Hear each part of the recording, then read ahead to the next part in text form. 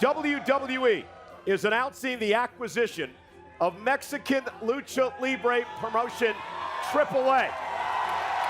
Did TKO just go over Triple H head this week? Let's talk about it, guys. Welcome to the T-Drop. There has been a shakeup inside the WWE's front office this week. It's the type of move that never gets mentioned on television, but it could tell us something important about who actually controls WWE behind the scenes. If you didn't know by now, it's going to be even more obvious after this story. Peter Dooley. Who the hell is Peter Dooley? Well, I'm going to explain it to you. Peter Dooley is WWE's Senior Vice President of Global Strategy and Creative Operations. He quietly left the company this past July.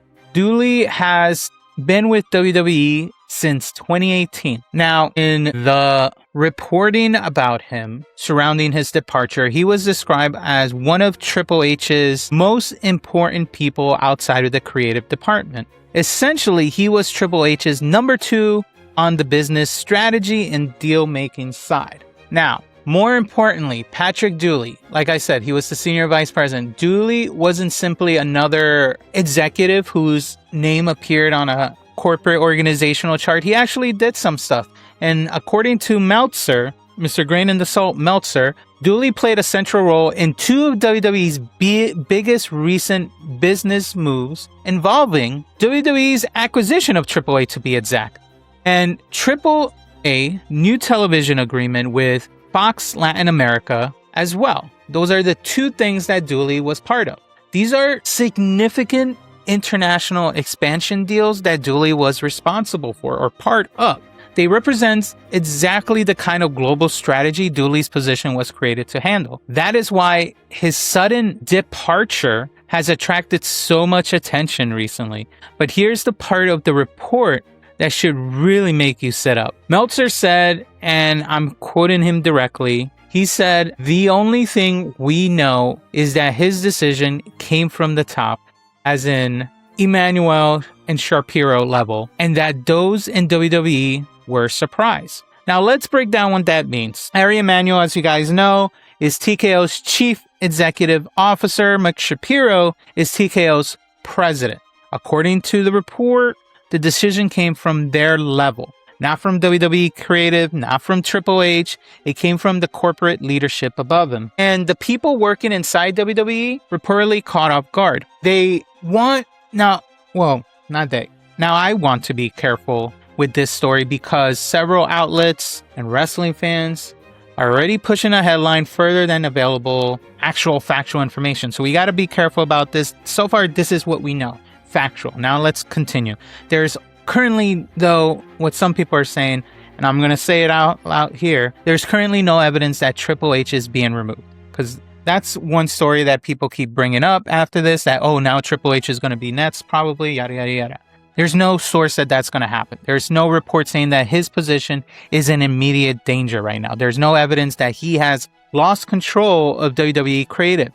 And there is no confirmation that TKO made this move specifically to undermine him. That is not what has been reported. Now, what the report does suggest is that TKO's corporate leadership is willing to make major personnel decisions involving people already closely associated with Triple H, without the rest of the WWE seeing those decisions coming.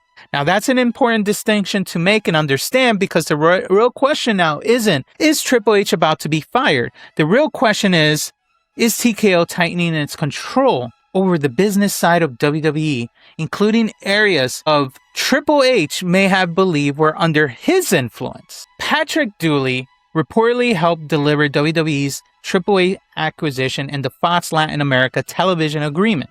Those would normally be considered major business victories, especially for AAA more than anything. Now, if someone connected to those deals can still be removed through a decision made by the Emmanuel Shapiro level of business, that tells you everything inside WWE where the final authority sits. Triple H may run creative. He may be the public face of WWE's current direction. He may have trusted executives working alongside him. But WWE, at the end of the day, is part of TKO. And TKO's leadership can still make decisions from above WWE's internal structure. That doesn't automatically make this a power struggle. Corporate executives leave companies all the time as well.